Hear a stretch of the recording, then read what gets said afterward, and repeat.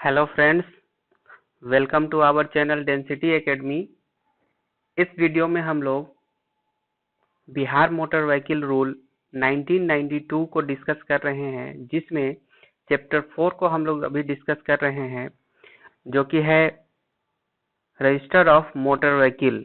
इस वीडियो में हम लोग रूल 55 से लेकर रूल 64 तक डिस्कस करेंगे। चलिए स्टार्ट करते हैं, देखते हैं रूल 55 में क्या है। रूल 55 में दिया गया है, intimation in respect of vehicle not registered with in the state. जो व्हीकल स्टेट में रजिस्टर्ड नहीं हुआ है उसके बारे में इंफॉर्मेशन, मतलब जो व्हीकल बिहार में रजिस्टर्ड नहीं हुआ है, स्टेट कहने का मतलब है बिहार स्टेट, ठीक है। उस व्हीकल के बारे में इंटीमेशन देना होगा, किसको, कैसे, ये चीज दिया गया है इसमें रूल नंबर 55 में। तो चलिए देखते हैं सब रूल 1 में क्या बताया गया है।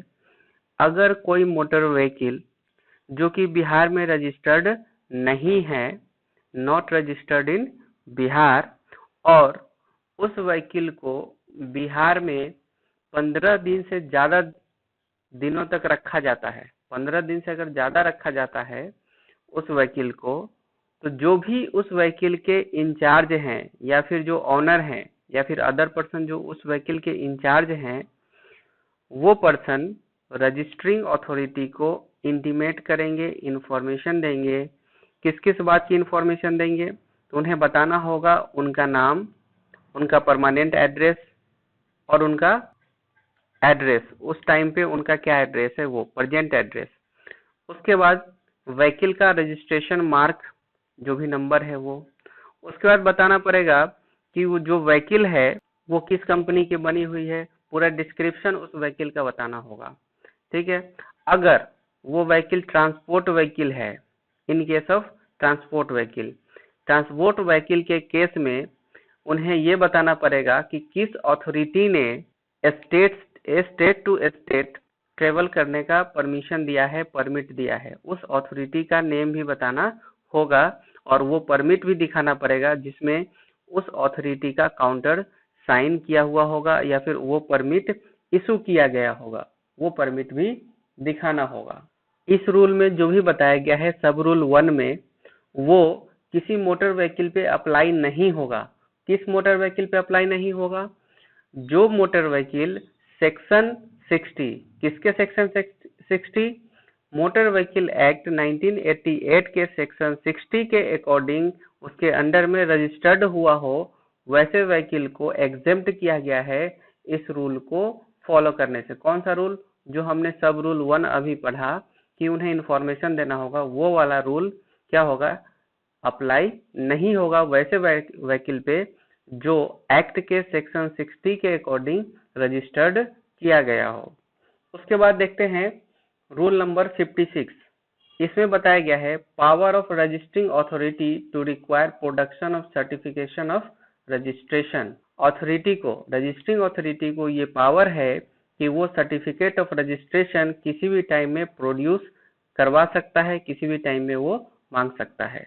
अगर रजिस्टरिंग अथॉरिटी चाहती है किसी भी कारण से कि उस मोटर व्हीकल के पार्टिकुलर्स को, जो भी ग्रॉस व्हीकल वेट, व्हीकल का जो भी ग्रॉस वेट है, उसको फिर से रिवाइज करने के लिए, उसको फिर से एंट्री करने के लिए अगर वो रजिस्ट्रेशन सर्टिफिकेट मांगती है, तो उस व्हीकल के ऑनर उस सर्टिफिकेट को क्या करेंगे, 7 दिनों के अंदर, 7 डेज, विद इन 7 डेज, 7 दिनों के अंदर वहां पे रजिस्टरिंग अथॉरिटी के पास प्रोड्यूस करेंगे, उन्हें रिप्रेजेंट करेंगे। Rule number 57, information regarding stolen and recovered vehicles. अगर कोई व्हीकल चोरी कर लिया गया है या फिर रिकवर किया गया है, तो उसके बारे में क्या क्या इंफॉर्मेशन है वो बताया गया है रूल नंबर 57 में। जो भी सुपरिटेंडेंट ऑफ पुलिस हैं या फिर वैसे जो भी पुलिस ऑफिसर हैं स्टेट गवर्नमेंट के, वो मंथली वाइज जितने भी स्टोलन व्हीकल्स हैं या फिर जो भी स्टोलन व्हीकल्स को उन्होंने रिकवर किया है, उन सारे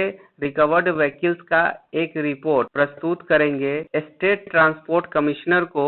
उसको स्टेट ट्रांसपोर्ट कमिश्नर को एक रिपोर्ट में देंगे और उसका एक कॉपी उनको भी मिलेगा। जो भी वो रिपोर्ट देंगे स्टेट ट्रांसपोर्ट कमिश्नर को, उसका एक कॉपी वो पुलिस ऑफिसर रखेंगे। और उसमें फॉर्म 1 में यहाँ पे दिया गया है कि कौन कौन सा इन्फॉर्मेशन उस रिपोर्ट में मेंशन करना होता है कि जो भी रिकवर्ड व्हीकल होता है। तो इस फॉर्म को आप देख सकते हैं, सारा कुछ बहुत इजी है। रजिस्ट्रेशन नंबर है, चेसिस नंबर है, इंजन नंबर है, type of vehicle, model and colour, ये सारा कुछ उस रिपोर्ट में मेंटेन करेंगे। जो भी पुलिस इंस्पेक्टर होंगे वो या फिर सुपरिटेंडेंट ऑफ पुलिस होंगे वो सारा कुछ रिपोर्ट बनाकर monthly wise state transport commissioner को इन्फॉर्म करेंगे। चलते हैं नेक्स्ट रूल की तरफ जो कि है 58। इसमें बताया गया है supply of copies of particulars of registration. Registering authority को ये अधिकार है कि वो क्या करेगी, जितने भी रजिस्टर्ड मोटर व्हीकल है उसका एक रिकॉर्ड मेंटेन करेगी। और किसी पर्सन ने रूल 44 के अकॉर्डिंग जो भी प्रेस्क्राइब्ड फी है वो फी पे करके उसका एक कॉपी भी ले सकते हैं कोई भी पर्सन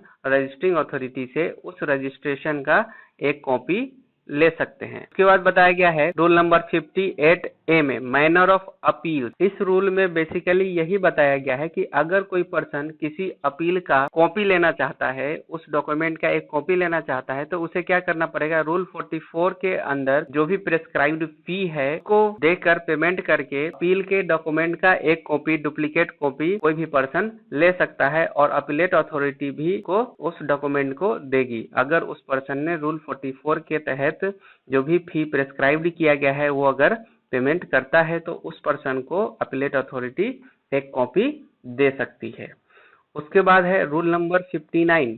इसमें क्या बताया गया है, exemption of vehicles used solely for the construction, repair and cleaning of road. इसमें ये बताया गया है कि जो भी चैप्टर 3 में, एक्ट के चैप्टर 3 में बताया गया है वो अप्लाई नहीं होगा। किस किस व्हीकल पे अप्लाई नहीं होगा वो रूल जो भी चैप्टर 3 में है वो है, जैसे कि रोड रोलर या फिर अदर ऐसे व्हीकल्स है जिसको डिजाइन किया गया है सिर्फ कंस्ट्रक्शन वर्क के लिए, रिपेयर वर्क के लिए या फिर रोड के क्लीनिंग के लिए। मतलब अगर कोई रोड बनती है, रोड के कंस्ट्रक्शन के लिए, रोड के रिपेयर के लिए या फिर क्लीनिंग के लिए जो भी व्हीकल डिजाइन किया गया है और उसी के लिए यूज होता है, तो उस व्हीकल को मोटर व्हीकल एक्ट 1988 के चैप्टर 3 के अकॉर्डिंग जो भी रूल बनाया गया है उससे एग्जेम्प्ट किया गया है, उससे छूट दिया गया है। ओके। और यहाँ पे एक और बात बताई गई है ट्रैक्टर के बारे में। अगर कोई ट्रैक्टर जो ट्रॉली, ट्रेलर्स को टो करती है, जिसके पीछे ट्रॉली लगा हुआ होता है, जितने भी ट्रैक्टर है जो टो करने के लिए यूज किया जाता है उसको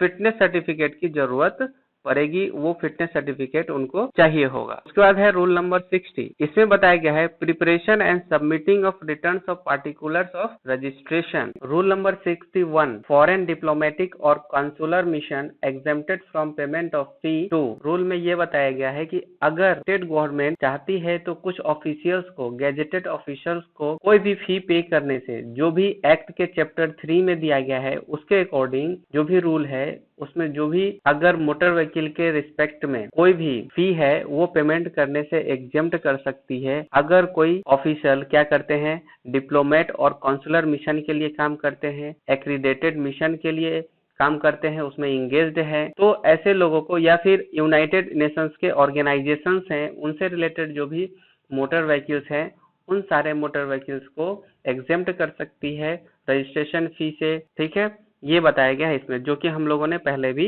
डिस्कस किया है। इसके बाद है रूल नंबर 62। इसमें है maintenance of state register of motor vehicles. ये भी हम लोग पहले डिस्कस कर चुके हैं कि जितनी भी रजिस्ट्रिंग अथॉरिटी है वो सारी क्या करेगी, एक स्टेट रजिस्टर मेंटेन करेगी और वो स्टेट रजिस्टर ट्रांसफर करती है किसको, स्टेट ट्रांसपोर्ट कमिश्नर को विद इन 10 डेज, 10 दिनों के अंदर, जो भी मंथ कंप्लीट होगा उसके 10 दिनों के अंदर वो स्टेट रजिस्टर किसको देती है, फॉरवर्ड करती है स्टेट ट्रांसपोर्ट कमिश्नर को।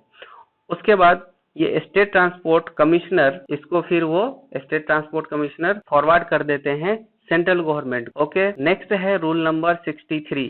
इसमें बताया गया है फॉर्म ऑफ कम्युनिकेशन। एक रजिस्ट्रिंग अथॉरिटी दूसरे रजिस्ट्रिंग अथॉरिटी के साथ कम्युनिकेट करेगी बहुत सारे फॉर्म के अकॉर्डिंग। वो कौन सा फॉर्म है, वो फॉर्म है RCOM। इस फॉर्म के अकॉर्डिंग एक रजिस्ट्रिंग अथॉरिटी दूसरे रजिस्ट्रिंग अथॉरिटी के साथ क्या करेगी, कम्युनिकेट करेगी बहुत सारे केसेस में, जैसे रिन्यूअल ऑफ सर्टिफिकेट के केस में, ट्रांसफर ऑफ रजिस्ट्रेशन के केस में, चेंज ऑफ एड्रेस के केस में, अगर ऑनरशिप ट्रांसफर किया जाता है उसके केस में, अल्टरेशन करना है तो उसके केस में, या फिर किसी रजिस्ट्रेशन को सस्पेंड कर दिया जाता है तो इस चीज के केस में, इतने सारे केस में क्या करती है, एक रजिस्टरिंग अथॉरिटी दूसरे रजिस्टरिंग अथॉरिटी के साथ कम्युनिकेट करेगी, किस फॉर्म में, आर-कॉम फॉर्म में, ठीक है। लेकिन इसकी जरूरत तब पड़ेगी जब ये सारा जो भी पार्टिकुलर्स दिया गया है, ये सारे पार्टिकुलर्स करने वाली जो अथॉरिटी है वो ओरिजिनल अथॉरिटी नहीं है, तो वो क्या करेगी, ओरिजिनल अथॉरिटी को इन्फॉर्म करेगी इस फॉर्म के अकॉर्डिंग।